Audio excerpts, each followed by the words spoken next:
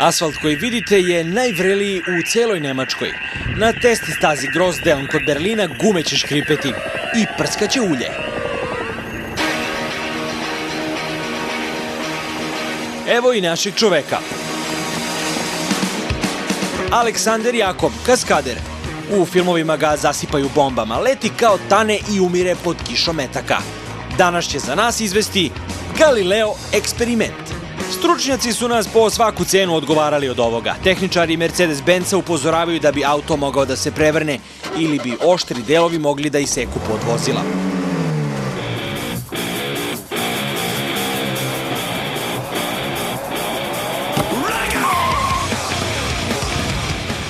Nas nisu pokolebali. Probali smo da vi to ne biste radili, jer želimo da znamo.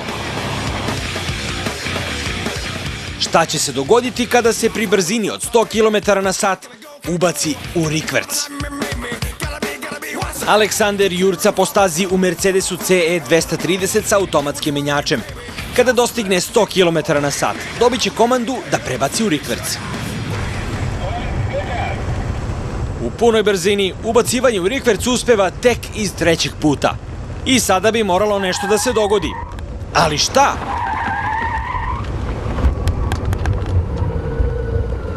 Pa, ništa od onoga što smo očekivali.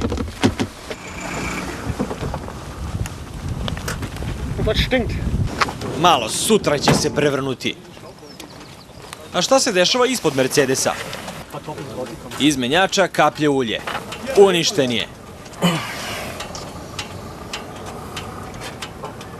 Ponovo startujemo motor. Može li se voziti sa pokvarenim menjačem?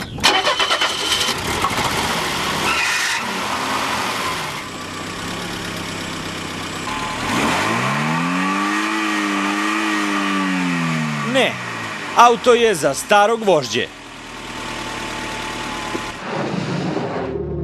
Ko prebaci u rikverc pri brzini od 100 km na sat, uništit će menjač. A naš savjet, ne isprobavajte ovo sami, osim ako niste u savršenoj kondiciji i imate višak novca.